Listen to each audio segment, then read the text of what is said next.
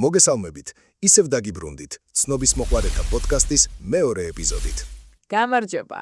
გულწრფელად დიდი სიხარულით ვკითხულობდით თქვენს კომენტარებს პირველი ეპიზოდის შემდეგ. ძალიან გაგვახარა თქვენმა კეთილმა სურვილებმა. დიახ, დიდი მადლობა ამისთვის.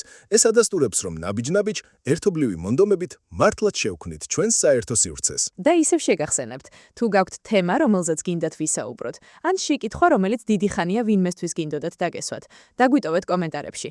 ჩვენ ყურადღებით ვკითხულობთ თქვენს თითოეულ გამოხმაურებას. კარგი, მოდი დღევანდელ თემაზე გადავიდეთ. დღეს ისე თემაზე ვიმუშავეთ, რომელიც ალბათ ყველასთვის აქტუალური და მტკივნეულია. დღეს ვსაუბრობთ არასთქმის ხელოვნებაზე. უფრო სწორად იმაზე, რატომ გვიჭირს ასე ძალიან არასთქმა. ხო, ალბათ არც არსებობს ადამიანი, ვისაც ეს ერთხელ მაინც არ გამოუცდია. მეც ასე ვფიქრობ. მოდი დავიწყოთ.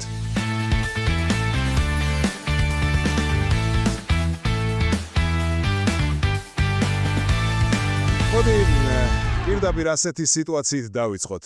წარმოიდგინეთ, სხეული სრულად დაჭიმული გაქვთ, კუნთებიც კი გტკივათ და გონება მთელი ძალით ყვირის, რომ უარი თქვათ. მაგრამ თქვენივე ყურებს ესმის, როგორ ამბობს თქვენი ხმა სრულიად ავტომატურად ღიმილით კი, რა თქმა უნდა, პრობლემა არ არის. და მერე მთელი კვირა ნანობ მაგ სიტყვებს. ზუსტად. რატომ გვღალატობს საკუთარი ბიოლოგია ასე უმოწყალოდ? დღეს ზუსტად ამას განვიხილავთ. პირადად მე ვფიქრობ, რომ ეს შინაგანი წინააღმდეგობა, რასაც უარის თქმისას განვიცდით, სოციალური ჰარმონიის შენარჩუნების სურვილის და სხვების ემოციებზე ზრუნვის პირდაპირი გამოვლინებაა. ეს უბრალოდ ჩვენს მზრუნველ ბუნებაზე მიუთითებს.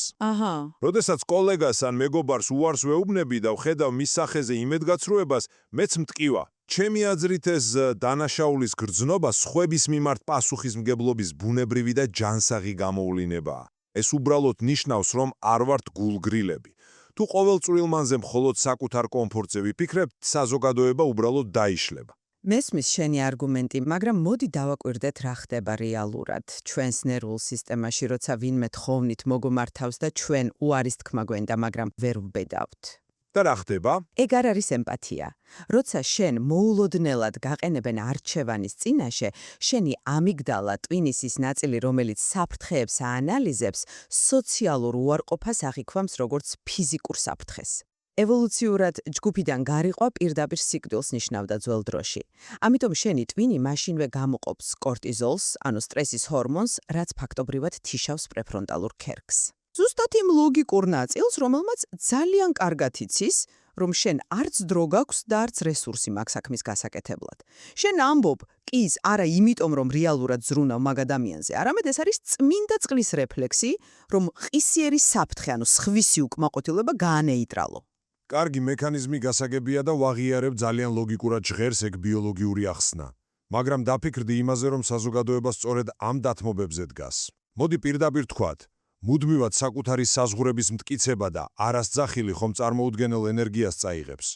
თუ მე სამსახურში კოლეგას გაუწევ რაღაცაში დახმარებას, თუნდაც ეს ჩემს პირად დროს ითხოვდეს, მე ამით ინვესტიციას ვდებ ჩვენს მომავალ ურთიერთობაში. აი აქ მივადექით ყველაზე დიდ პარადიგმულ აცდენას ჩვენს ხედვებს შორის. ის, რასაც შენ აღწერ, მუდმივი შიში იმისა, თუ რას იფიქრებს უფროსი ან ნათესავი, რეალურად მიგვითითებს იმაზე, რომ ის, რასაც შენ კეთილგანწყობას ეძახი, ძალიან ხშირად ფარული, გაუცნობიერებელი ნარცისიზმია. რავი, ცოტა უცნაური ბრალდებაა.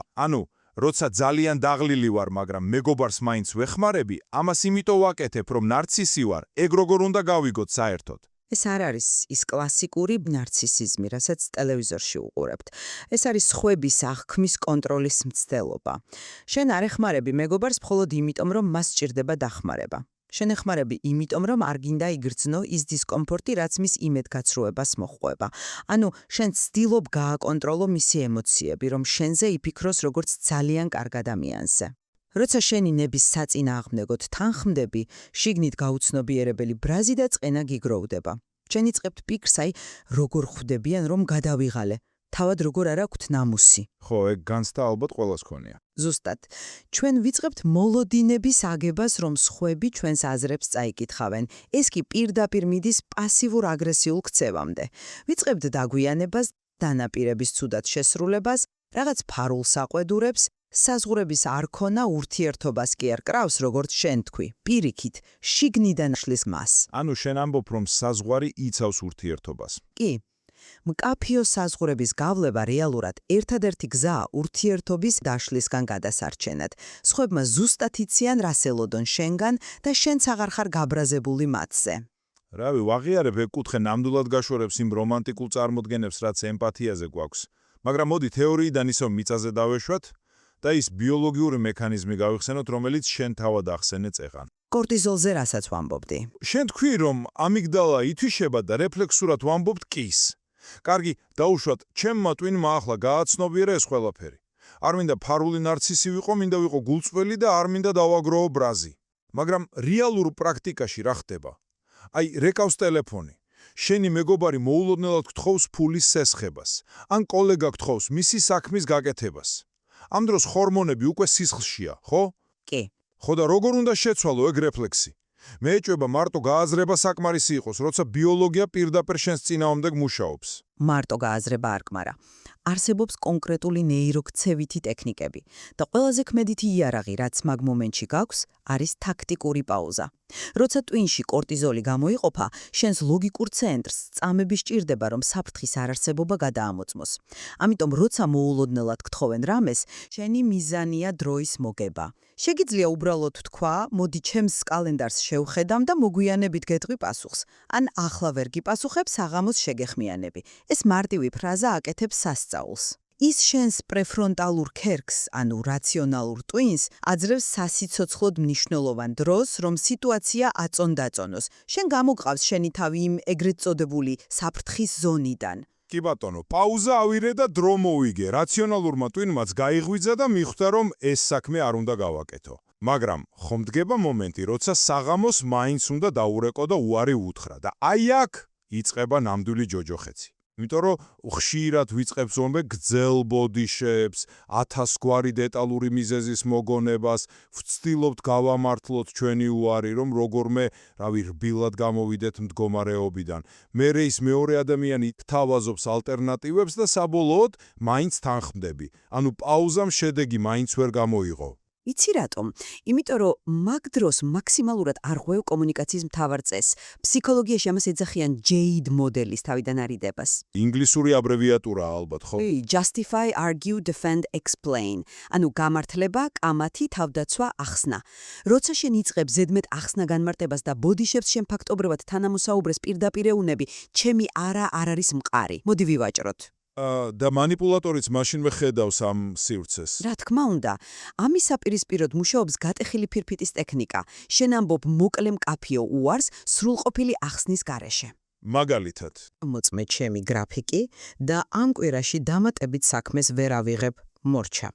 თუ კოლეგა აგრძელებს, შენ არ ამატებ ახალ არგუმენტებს, არ იწყებ თავის მართლებას, უბრალოდ მშვიდად იმეორებ.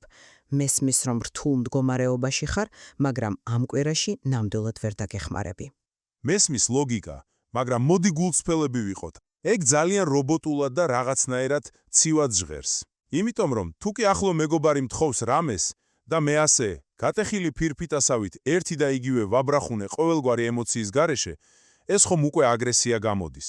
ჩვენ ხო არ გვინდა რომ საზღვრების დაწესების სახელით გარშემო მყოფებს უპატივცემულოდ მოვექცეთ. ეგ არ არის აგრესია. აგრესია იქნებოდა რომ გეთქვა, შენ სულ ჩემს გამოყენებას ცდილობ და საშინელი ეგოისტი ხარ. ნუ, ეგ უკვე კონფლიქტია. ჩვენ ვსაუბრობთ ასერტულობაზე, რაც ნიშნავს შენი მოთხოვნილებების დაცვას სხვისი ღირსების შელახვის გარეშე.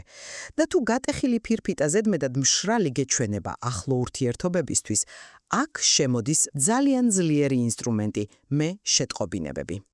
ეს არის მექანიზმი, რომელიც მეორე ადამიანის თავდაცვით რეაქციას ხსნის. სტრუქტურა ასეთია. შენ საუბრობ მხოლოდ შენს ემოციასა და მდგომარეობაზე და არა მის დანაშაულზე. მაგალითად, ნაცვლად იმისა, რომ თქვა, შენ ყოველთვის მე მაკეთებინებ შენ საქმეს, ამბობ, მე ვგრძნობ ძლიერ გადაღლას. ვისურვებდი, რომ ეს თემა ორშაბათისთვის გადავდოთ. ხედავ რა ხდება? ემოცია შენია. როცა შენ ამბობ, მე ვგრძნობ, თანამოსაუბრე ვერ შეგეკამათება იმაში თუ რას გრძნობ შენ. ეს არ ტოვებს სივრცეს კონფლიქტისთვის, მაგრამ ძალიან მკაფიოდ ავლებს საზღვარს. კი, ამ ფორმულირებას ნამდვილად აქვს ძალა. რადგან შენს ემოციაზე იღებ პასუხისმგებლობას, მეორე ადამიანი თავს დამნაშავედ არ გრძნობს და თავდასხმაზე აღარ გადმოდის. თუმცა, მაინც ფიქრობ, რომ ამის პრაქტიკაში დანერგვა საშინელი სიმამაცე სჭირდება დამწყებისთვის. სხვადასხვა ერთი საინტერესო, თუმცა ერთი შეხედვით ცოტა უცნაური მიდგომა გამახსენდა, რომელიც ამ თემაზე კვლევებში შემხვდა. სპეციალისტები გვირჩევენ, რომ დავაწესოთ დღეში 15 არას კვოტა. ეგ ძალიან კარგი სავარჯიშოა. ანუ, მიზნად დავისახოთ, რომ დღეში 15 ჯერ ვთქვათ არა ყოველდღიურ წვრილმან სიტუაციებში. უარი ვთქვათ, თუნდაც გემრიელ დესერტზე შეთავაზებისას ან მაღაზიაში კონსულტანტის შემოთავაზებულ ნივთზე. ეს მიკრონაბიჯების პრინციპი კი გასაგებია ჩემთვის, მაგრამ ხომ არ ფიქრობ, რომ ეს რაღაც ხელოვნურ თამაშს წააგავს. მეჩვენება, რომ რეალურ პრობლემებთან გასამკლავებლად ეს ზედმეტად ბავშვური მიდგომაა. სულაც არ არის ბავშვური. მე ვიტყოდი, რომ ნეირობიოლოგიური კუთხით ეს ყველაზე ქმედითი რჩევა. გახსოვს გადაცემის თავში რაზეც შევთანხმდით. არას თქმა ტვინისთვის დაკავშირებულია საფრთხესთან და ირაციონალურ შიშთან. ფსიქოლოგიაში შიშის დაძლევის საუკეთესო მეთოდი არის გამომწვე ობიექტთან მცირე დოზებით უსაფრთხო გარემოში შეჯახება. როცა შენ შეგნობულად ეძებს სიტუაციებს, სადაც არა სიტყვი, ისე რომ არავინ გაბრაზდება მაგალითად, უარს ამბობ ყავაზე, რომელიც არ გინდა შენი ამიგდალა სწავლობს. ის სწავლობს, რომ სიტყვა არას სამყაროს დასასრული არ მოყვება. ტვინს ვასწავლით, რომ დაცულები ვართ. კი, ეს არის ნერვული ბილიკების თავიდან გაყვანა. როცა ტვინი შეეჩვევა, რომ უარის თქმა უსაფრთხოა, მერე უკვე უფროსისთვის ან მანიპულატორი ნათესავისთვის უარის თქმა ბევრად მარტივი იქნება. შენ აშენებ ემოციურ მეხსიერებას. იცი რას ვაკვირდები ახლა? შენს არგუმენტებში. შენ ყველაფერს აგებ იმ დაშვებაზე, რომ ადამიანი, ვინც გთხოვს რაღაცას, პოტენციური მანიპულატორია. ან რომ ჩვენ ვართ მუდმივად მსხვერპლის პოზიციაში. მაგრამ მოდი კრიტიკულად შევხედოთ საკუთარ თავსაც. ხშირად ეს თავსმოხვეული დანაშაულის გზნობა სულაც არ მოდის მეორე ადამიანისგან ან ბავშვობის რაღაც ტრაუმიდან. ხო არის სიტუაციები, როდესაც მართლა შეგვიძლია დახმარება, გვაქვს ამის დროც და ენერგიაც, მაგრამ რავი, უბრალოდ ვზარმაცობთ. კომფორტის ზონიდან გამოსვლა არ გვინდა. ხო და ასეთ დროს ამ შვენიერი ასერტულობისა და პირადი საზღვრების ფარად გამოყენება ხო არ ნიშნავს, რომ უბრალოდ სოციალურ პასუხისმგებლობას გაურბივართ და საკუთარ სიზარმაცეს ფსიქოლოგიური ტერმინებით ვაправებთ. მეშინია, რომ საზღვრების ეს კულტი ადამიანებს კიდევ უფრო ინდივიდუალისტურს და გაუცხოებულს ხდის. ეგ ძალიან მნიშვნელოვანი და რთული სადისკუსიო წერტილია. საკუთარი თავის მსაჯულობა მართლაც რთულია, მაგრამ მოდი გავმიჯნოთ რეალური რესურსის ქონა და სიზარმაცე. ხშირად ჩვენს ფიზიკურ თუ მენტალურ გადაღლას პირდაპირ სიზარმაცეს ვარქმევთ. რეალური ასერტულობა იმას კი არ ნიშნავს, რომ არავდროს არავის დაეხმარო და კუნძულზე გადასახლდე მარტო. ეს ნიშნავს, რომ დაეხმარო მაშინ, როცა ამის ნამდვილი რესურსი გაქვს, თანაც ისე, რომ საკუთარი თავი არ გაანადგურო. თუ შენ გინდა იყოს საზოგადოების ჯანსაღი წევრი, შენ თავად უნდა იყო ჯანსაღი ინდივიდი. ცარიელი ჭიქიდან სხვა წყალს ვერ დაალევინებ. ხოლო ის ადამიანები, რომლებიც შენს საზღვრებზე ყველაზე აგრესიულად რეაგირებენ, ზუსტად ის ადამიანები არიან, ვინც მანამდე ამ საზღვრების არარსებობით სარგებლობდნენ. მე მაინც მიმაჩნია, რომ საზოგადოება კომპრომისებზე დგას.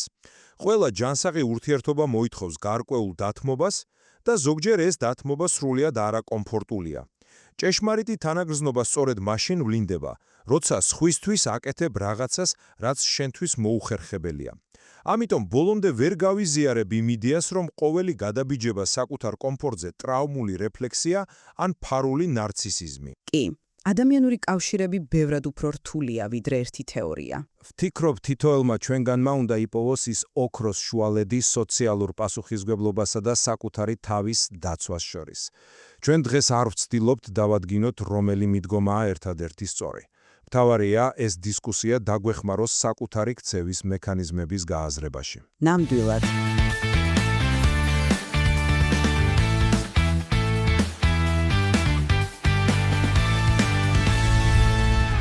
ეს იყო ჩვენი მეორე ეპიზოდი და გულწრფელად. გონი კიდევ უფრო საინტერესო გამოგვივიდა. კარგი იქნება ჩვენი მსმენელიც თუ დაფიქრდება საკუთარ კომუნიკაციის სტილზე და გაგვიზიარებს კომენტარებში. ხო, გაიხსენეთ ის მომენტი, როცა ვინმე რაიმეს გთხოვთ და შინაგანი წინააღმდეგობის მიუხედავად თანხვდებით. რა გამოძრავებთ ამ დროს? გულწრფელი ემპათია თუ უბრალოდ კონფლიქტის შიში? კარგი კითხვაა. პასუხი შეგიძლიათ კომენტარებში გაგვიზიაროთ. დიდი ინტერესით წავიკითხავთ.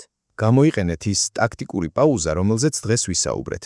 იქნებ სწორედ ახლო არის დრო, როცა სხვას კი არ უნდა ასიამოვნოთ, არამედ პირველად მშვიდად და გააზრებულად თქვათ არა, რაც სინამდვილეში საკუთარი თავისთვის ნათქვამი უდიდესი კი იქნება. და რა თქმა უნდა, არ დაგავიწყდეთ. თუ გაქვთ თემა ან შეკითხვა, რომელზეც გინდათ შემდეგში ვისაუბროთ, კომენტარებში დაგვიტოვეთ. მადლობა რომ გვისმენდით. უთხარით არა რაც არ გსურთ? და კი საკუთარ თავს.